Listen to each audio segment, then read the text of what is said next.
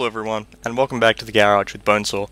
Today we'll be taking a look at the German Tier 8 premium tank destroyer, the Sonderkraftfahrzeug 185 Pack 43 88cm Jagdtiger.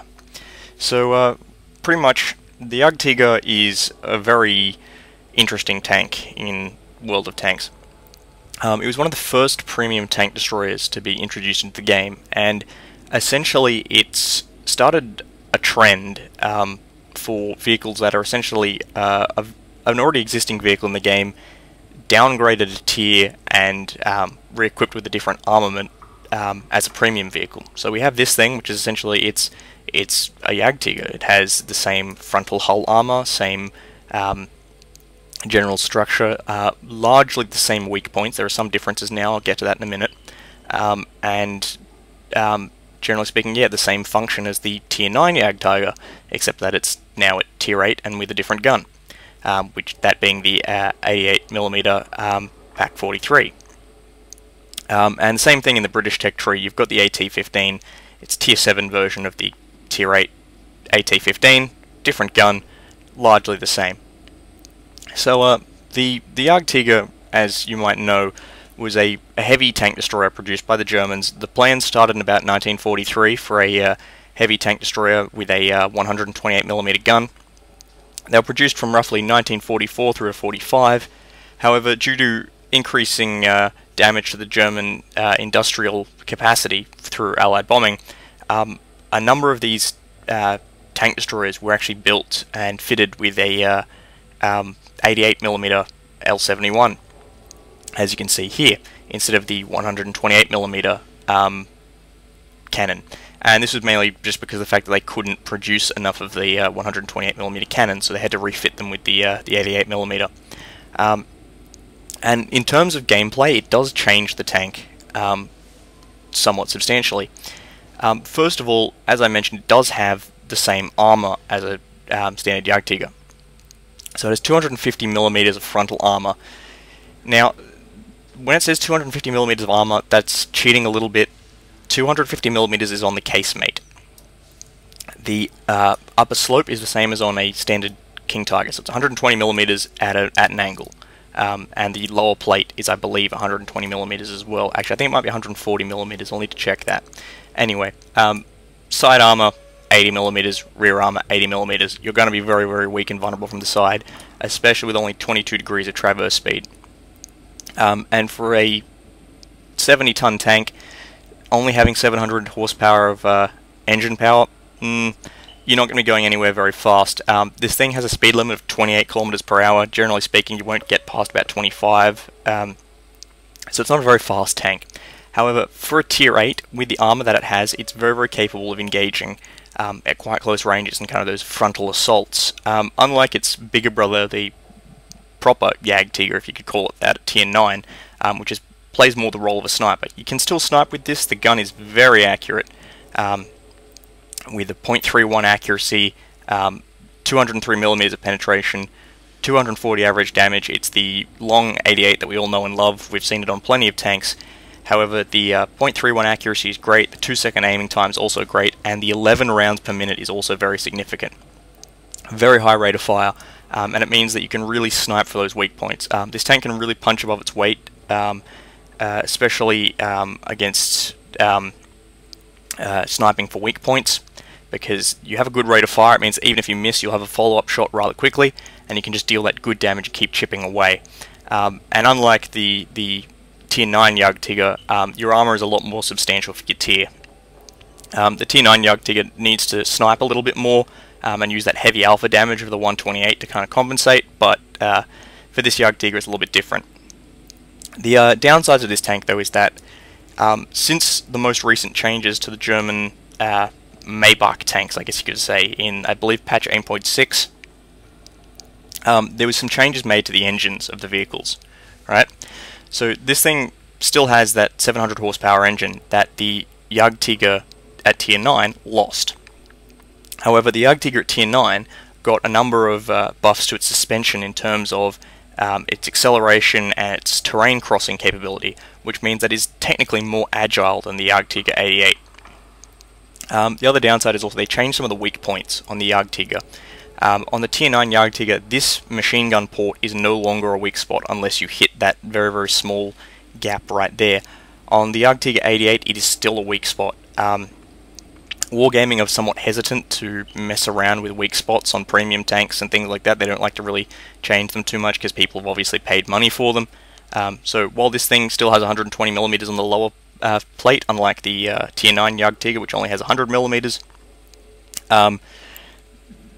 that's pretty much irrelevant. People will still shoot you through the lower plate, but you also have to be aware that this is a vulnerability, and that if you get too close in urban engagements, things like that, people will go for that machine gun ball mount.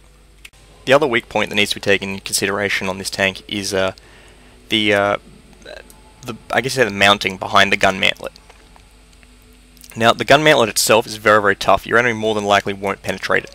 However, the arc on this tank's gun mount is actually quite good. You can swing it to cover most of your front, so you don't really need to swivel too much, provided the enemy stay within a decent arc of your tank's front.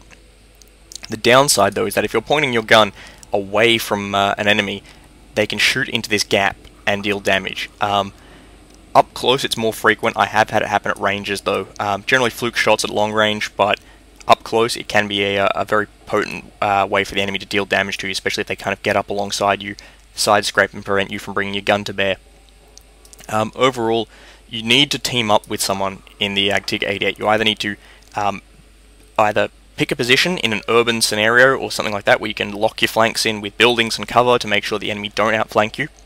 You need to stay at range and support your allies from a distance with that rapid-firing 88.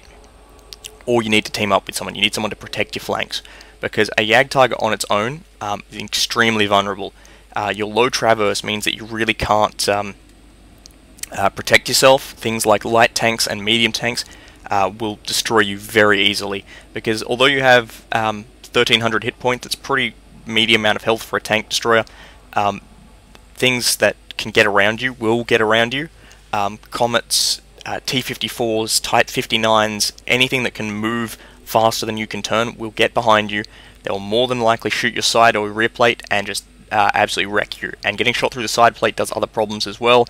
You can catch on fire if you get shot in the engine. You can very easily lose your ammo rack, lose crew, and that'll overall just lower your combat effectiveness. In urban scenarios, you need to make sure you hide your lower glacis plate. Like any German tank, you will catch fire if you get shot there. Fire extinguishers are important. Really good, because they can mean you can just save a lot of your health and kind of keep yourself in the fight as that very tough kind of linchpin in the defense. Because with your armor, generally speaking, your upper glacis plate and your casemate are very, very resistant. You will be able to resist a lot of damage so long as your enemy aren't able to shoot that. If you can kind of keep generally this section of your tank, roughly half of your hull covered up, very, very hard for your opponents to damage you. And your rapid firing 88mm with its high accuracy can do a lot of damage back to them, because you can just snipe at their weak points up close and just shred them. If there isn't really a way of locking your flanks in or covering up the lower glacis, staying at range helps. It makes it much harder for them to hit you. In terms of camouflage, this thing's pretty hard to hide, but I do install a camo net anyway, because it really just gives you that slight advantage. You will be losing a lot of your camo due to the rapid fire nature of your gun, but thankfully you have 390 meters of view range, which means that you can generally spot your enemy at quite a long distance. And if you make use of available soft cover, things like bushes and down trees, you can actually hide this thing to a reasonable amount and make sure that you really keep the damage output out on this gun. Overall, really, really good tank for training crews and for making a lot of money. The Jagdtiger can really rake in the profits because it does a lot of damage with that gun, and you can also absorb a lot of potential damage on your good armor facings. It pays attention to a lot of battlefield factors. It's important when you're playing the Jagdtiger. So you just make sure that you're not getting outflanked, and that you've got enough allies to back you up, and that you are really helping those pushes succeed in some of the kind of more crucial areas of the battlefield. And the Jagdtiger will be a very, very successful vehicle for you, and it's well worth investing in if you're a German tank destroyer driver. So here we are on Fisherman's Bay in the Tier 8 tank destroyer Jagdtiger 88. So this is a really good example of how well the Jagdtiger 88 can function in a close quarters scenario. Now normally tank destroyers kind of head for the one line when deployed on this side of the map. However, in this case I kind of felt it'd be more useful in the town, because a lot of the heavier stuff we're seeing in this Tier 8 match, the IS-6, IS-3, KV-5, a lot of that stuff's going to be showing up in the town, and I think my high penetration 88 gun will be much more effective in this scenario. And also I get the feeling that if I camp up over in the one line, I'm not really going to get much action. Camping over there with the tank destroyer is a bit of a gamble, especially at Tier 8, because often you'll find that most of the fighting congregates around the central hill and in the town. And so it'd really just be a waste of my firepower, especially if I have to redeploy, because this tank isn't all that fast. As you can see, making some good progress through the town. I'm just going to swing around here and engage this medium tank across the bay. Generally it's a good idea to take up a flank position in this tank, especially somewhere there's good cover, and that way you can just keep dumping shells into your opponents. So I've got a shot on this Cheetor, and unfortunately it goes low and hits the boat. He'll return fire and I'll just eat it on my track. Wait for him to move and finish him off through the turret. As you can see, the good rate of fire on the gun means that even if you miss, you can generally get those follow-up shots in rather quickly. So I'm going to come around this corner and try to use this rubble to cover up my lower plate. Unfortunately I missed the shot on the KV-3, and the rubble pile is blocking my shots. I'm going to have to maneuver around a little bit. But I'm going to importantly just try and keep the rubble blocking my lower plate. As you can see, that means I can just easily bounce those shots from my upper glasses and from my casemate. So waiting for the KV-3 to come out again. Said the IS-6, I'll take his track. Wait for the reload, and unfortunately that KV-5 is going to move in and block my shot. This is a really good position to be in with a Jagdtiger 88, where you can just keep tracking people on a corner and just keep emptying rounds into them. So this Super Pershing is going to get tracked, and I can just keep him tracked by dumping rounds into his flank. IS-6 has come back, but bounced that off my upper glasses, and I'm worried about that light tank. I don't really want to have anything on my flank spotting me, especially with my eyes focused forward, because that can really mean that if anything with a decent amount of penetration comes on my flank, they can very easily engage me and do damage through my weaker side armor. So I'm coming around here trying to engage the T-150 up there. Unfortunately I don't quite have a shot at him, and I can't really penetrate these houses, so instead I'll go after this IS-3. If an IS-3 gives you its side, the Jagdtiger 88 can really do a lot of damage to it, as you can see here. However, he is moving around. I'm worried that he's going to outflank me, so I can't stay here for too long. Take the shot on the T-150 there, once again missing. Oh, get some shots into the KV-3. As you can see here, some really good damage output on this very rapid firing 88mm gun. Hitting the KV-5 there. Once again, good damage. And I get hit by the S-51. Now he's taken both of my loaders. I haven't taken too much damage, thankfully, but the loss of both my loaders is a tremendous impact. Taking the track on that KV-5, pulling back around the corner. The S-51 knows where I am, so I really don't want to sit in his line of fire. I'm just going to keep backing off because things were spotting me, so hopefully there's no tank destroyer around the other side of the bay. But the loss of both my loaders, that's a tremendous problem, because my reload's now gone from about 5 seconds to closer to 9, which means that my potential damage and engagement is greatly reduced, which on the Jagdtiger 88 you really do rely on, especially at Tier 8 when a lot of other tanks have a lot higher alpha than you do. You really need that high rate of fire to keep your damage up and ensure that you don't get outmaneuvered or damaged through your weak points. I'm heading up the hill to engage this KV-5. Most of the enemies in the town have been dealt with, so I'm just going to try and get some extra damage in. Just keep it safe, try and hide behind the houses in case the S-51's still looking for me. So I'll go for the R2-D2 turret. Good penetration there. As you can see, the longer reload's really killing me. If I'd had both my loaders there, I could have very easily killed him. Going for the weak points in the turret, unfortunately missing that shot as well as he backs down the hill.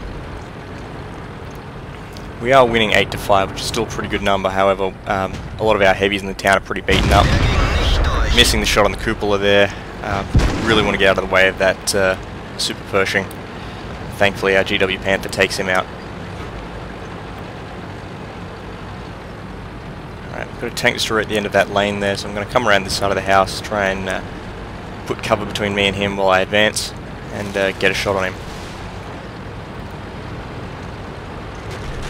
Thankfully, the armor on the Jagdtiger means you can really, at times like this, play it quite aggressively, push up with a lot of your team, especially compared to some of the other tanks that are still remaining. I have quite a high level of armor protection, so I'll engage this Su-152, easily taking him out with a single shot. And that is one of the good things about the Jagdtigers. Even with damaged ammo rack or loaders, you still have a decent enough rate of fire that you can still do quite a good amount of damage and rely on your heavy armor to protect you. Let's come around this Churchill, finish him off as well. And now all that's remaining is that S-51. So hopefully I can get to avenge my loaders. As you can see, the other flank wasn't really too much of a concern either. Our mediums were more than capable of pushing that flank and taking it without any problems. So my choice in deployment was pretty sound, it seems.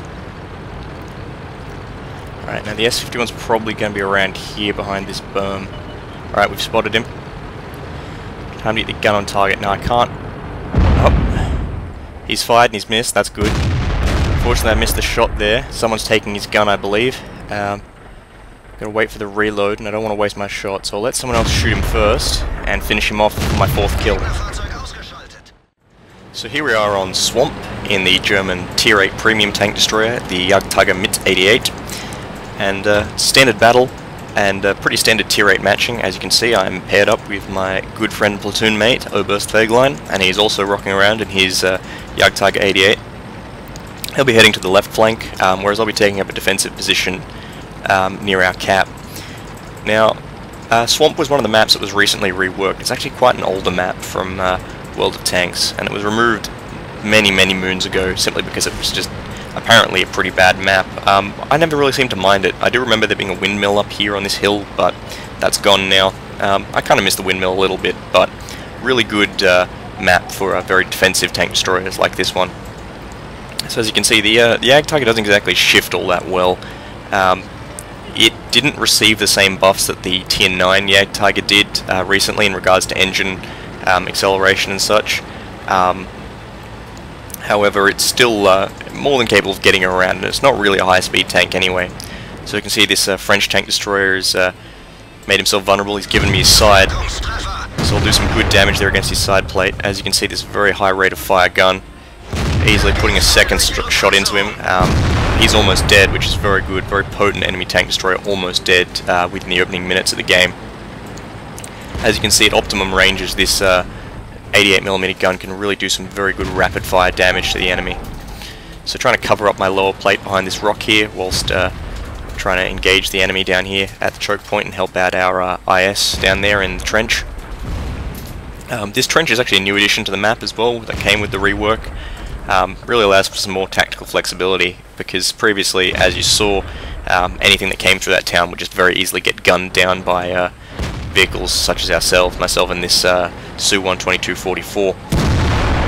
So as you can see, we're both very easily engaging that IS-6 as he's trying to cross through the town, and that trench now offers a good viable alternative to moving through the obvious death trap of the town.